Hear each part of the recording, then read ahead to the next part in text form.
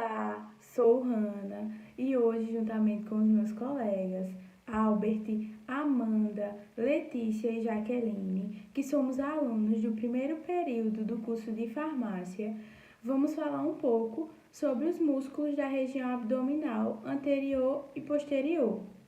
Então, os músculos da região abdominal, eles são divididos em camadas e são responsáveis por várias funções, como por exemplo, eles vão auxiliar ali na hora da defecação, vai elevar o diafragma durante o processo de respiração, que é muito importante, né? Porque o diafragma, ele se contrai e relaxa. E esses músculos da região abdominal, eles também acabam ali ajudando a flexionar o tronco e a pelve. E também ajudam a proteger as vísceras, que nada mais é do que o fígado, o pulmão, o rim. E, além disso, né, acaba que desempenhando papéis importantes para a estabilidade do tronco. Então, como eu havia dito lá no início, os músculos da região abdominal, eles são divididos em camadas. E essas camadas, elas vão das superficiais até as mais profundas. Então, o que seria essa camada mais superficial? Seria a nossa pele. E após a nossa pele, a gente vai ter ali a tela subcutânea, que seria ali uma camada de tecido adiposo e tecido conjuntivo, que fica logo abaixo da nossa pele. Após essa tela, a gente vai ter a fáscia transversal, que seria ali uma camada de tecido conjuntivo que vai separar a parede abdominal anterior como é que eu posso dizer? Vai separar a parede abdominal anterior da gordura extraperitoneal, que após essa gordura após essa fáscia transversal, vem essa gordura extraperitoneal, que é a gordura que fica ali localizada, né, acumulada no nosso abdômen, perto dos músculos vitais, né, que é o fígado, o estômago, o intestino. E após essa gordura extraperitoneal, a gente pode encontrar a camada mais profunda, que é o peritônio, que é o revestimento ali do abdômen, né, da cavidade abdominal. Então, no decorrer do trabalho, vocês vão entender melhor, né, sobre os músculos abdominais, né, a parede abdominal anterior e posterior. Bom, agora eu vou apresentar para vocês os músculos que compõem a parede anterior da região abdominal. Neles estão presentes 5 músculos, aonde 3 fazem parte da parede abdominal e 2 fazem parte da região medial do abdômen. E quais são esses músculos? Nós temos presentes nessa região o músculo oblíquo externo do abdômen, o oblíquo interno do abdômen, o transverso do abdômen, o reto do abdômen e o piramidal. Esses músculos juntos auxiliam na compreensão e no suporte das vísceras. Já o oblíquo externo e interno do abdômen, ele tem como função também, além da compreensão e suporte das vísceras, a rotação e a flexão do abdômen.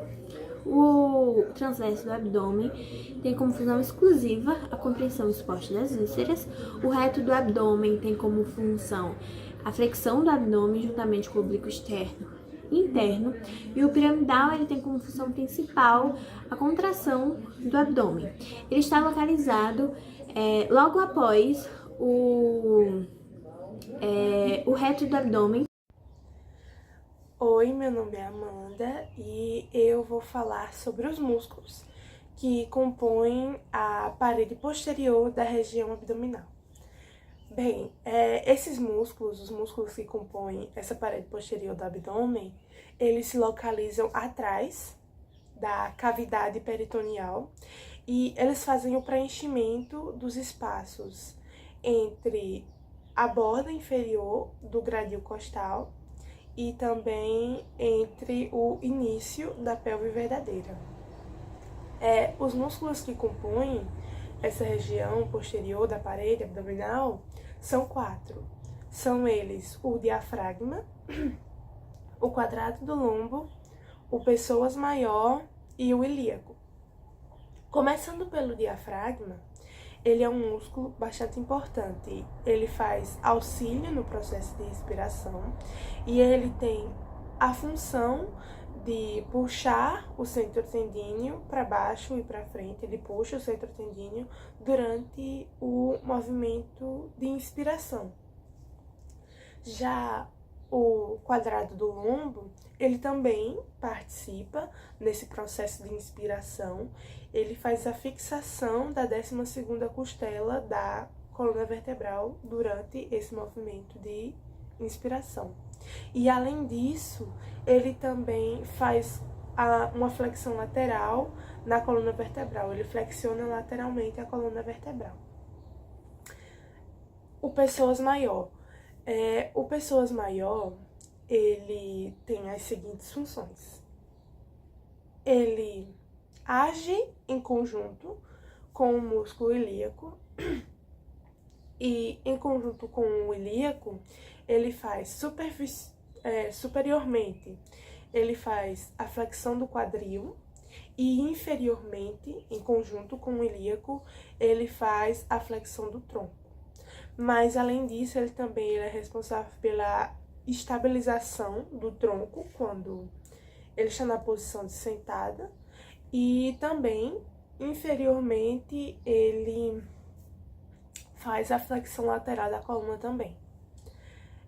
O músculo pessoas menor, ele não participa, ele não está presente, mas ele age como um flexor fraco na região da lombar da coluna vertebral. E por fim, temos o músculo do ilíaco, que como foi dito anteriormente, ele age em conjunto com o músculo pessoas maior. E ele tem essa capacidade de flexão do quadril e também ele é responsável pela estabilização das articulações que estão no quadril. E como foi dito anteriormente, ele age em conjunto com pessoas maior e essa ação em conjunto deles, funcionando como se fosse um único músculo, é chamada de ilho-pessoas. Dando prosseguimento ao nosso trabalho, fizemos este material lúdico, né, feito de massinha e biscuit também, que ilustra de uma forma mais prática os músculos do abdômen, os anteriores, né, e os posteriores. Agora eu vou falar um pouco sobre de onde eles se originam e também de onde eles se inserem. Começando pelo oblíquo externo do abdômen, que é esse daqui. Esse daqui. E aqui também. Ele basicamente nasce da 5ª e da 12ª costela. E ele vai se inserir na linha alba da barriga, né? Que é a linha que divide a barriga no meio, que fica separando, inclusive, os gominhos. Que, no caso, a gente, no modelo, né? A gente separou de uma forma que pudesse ser visto tanto os músculos externos quanto os internos. E o externo tá aqui. E também vai ter uma inserção no tubérculo púbico, que você vai ficar no osso, né? Mas vai ter uma imagem aí ilustrando onde é. E também na parte anterior da crista ilíaca, que fica, assim, é um dos ossos do quadril. Falando um pouco agora sobre o oblíquo interno do abdômen, que é esse representado pelo biscuit branco. Ele vai nascer da fáscia torocolombar, que é um tecido adiposo que fica aqui nas costas, na região lombar. É um tecido que vai revestir os músculos dessa região e também da região torácica.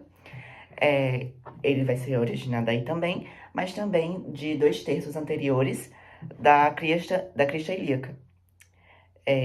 Imagine que a crista é dividida em 3 partes e que os terços da parte anterior são justamente onde o oblíquo interno vai nascer.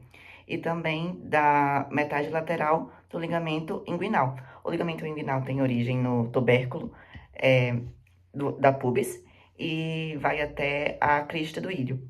Então, ela fica mais ou menos dessa parte aqui. E é basicamente isso, onde ele se origina. E ele é inervado por dos 7 nervos da parte abdominal. E pronto. Falando um pouco agora sobre o músculo transverso do abdômen, que é este daqui, que não está representado completamente, porque essa foi a forma como a gente encontrou de preparar o material lúdico, de uma forma que os músculos, todos eles tivessem pelo menos um pouco de destaque e que nenhum cobrisse o outro. Então, ele não tá aqui de forma completa, mas ele tá aqui. Falando um pouco agora sobre de onde ele se origina das faces internas, da 7ª até a 12ª cartilagens intercostais, que são aquelas que ficam entre as costelas, né? E também da face torocolombar, que, fica, como eu já falei anteriormente, fica aqui na região das costas, especificamente na região lombar. E ele também vai se originar da crista ilíaca, que fica no ilho, né? É aquela parte da orelha do ilho, que vai ficar mais ou menos por aqui. E também de um terço do ligamento inguinal, que eu já expliquei anteriormente também, que vai do tubérculo do ilho até vai do tubérculo da pubis e vai até a crista do ilho. Então, imagine que esse ligamento, ele é dividido em 3 partes. Então, 2 dessas partes vão originar esse músculo que eu estou explicando. E vão ser as 2 partes laterais, ou seja, as partes daqui. Ele vai se inserir na linha alba, que vai ser mais ou menos aqui, juntamente com a pononeurose, que é um tecido que vai surgir como uma faixa que vai ligar mais de um músculo. E esse músculo que ele vai ser ligado vai ser o oblíquo interno, que é esse daqui, qual eu já expliquei.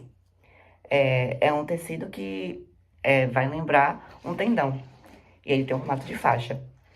Ele também vai ser inserido na crista púbica e também na linha pectínea do pubis, que vai ser também junto com o tendão. Ele vai ser inervado pelos mesmos nervos desse músculo aqui, que é o interno do abdômen, que são 6 dos 7 dos músculos abdominais. Falando um pouco agora sobre o reto do abdômen, que é esse músculo aqui, que ele é o mais conhecido, eu imagino, por conta dos gominhos. É ele, né, que dá suporte aos gominhos que estão aqui representados, né? São 3 em cada lado. Ele vai se originar da sínfise púbica e da crista púbica. A sínfise púbica é uma cartilagem que vai estar entre as 2 pubis, né? Vão ligar as 2 pubis. E também vai ser originado da crista púbica, que também tá no pubis, obviamente. Ele vai ser inserido no processo tifoide, que fica aqui, né, no externo. É a pontinha do externo, que fica aqui, no finalzinho dele. E também nas cartilagens intercostais da 7ª e até a 5ª costelas.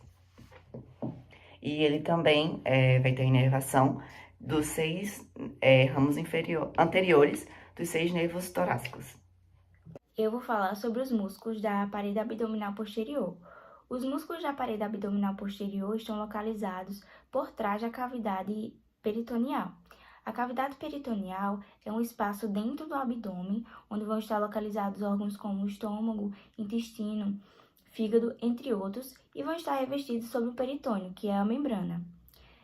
As faces anteriores desses músculos vão estar separadas da cavidade através de 3 estruturas, sendo elas a face transversal, que vai ser uma camada de tecido conjuntivo, que vai ficar abaixo dos músculos, entre eles e o peritônio parietal. Vamos ter também a camada de gordura extraperitoneal, que vai ficar entre a face transversal e o peritônio parietal, e vamos ter o próprio peritônio parietal, que vai revestir ali a cavidade. Esses músculos vão preencher também os espaços da borda inferior do gradil costal e do início da pelve verdadeira, né? Que é ali a região da pubis e do sacro. Então, agora eu vou mostrar apresentar os músculos, utilizando nosso material lúdico, que não ficou perfeito, mas, né, foi o que a gente conseguiu fazer com o que tinha e do jeito que tinha para fazer. ainda ficou bom, né? Mas enfim. Nós vamos ter 4 músculos, e sendo eles aqui o pessoas maior, o ilíaco. O ilíaco e o pessoas maior vão se fundir e funcionar como se fosse um único músculo, mas eles se diferenciam. E quando fundidos, eles têm o nome de iliopsoas. Aqui a gente vai ter o quadrado do lombo. Aqui a gente vai ter o psoas menor, que ele não é frequentemente encontrado e tem uma atividade, digamos que não tão relevante, já que a própria literatura não inclui ele no sistema dos músculos da parede abdominal posterior, né? Mas a gente colocou porque estava na imagem de referência que a gente pegou. E aqui teria o diafragma, que a gente também não colocou por conta dos recursos que a gente não tinha. Tinha acabado a massinha e não deu pra fazer.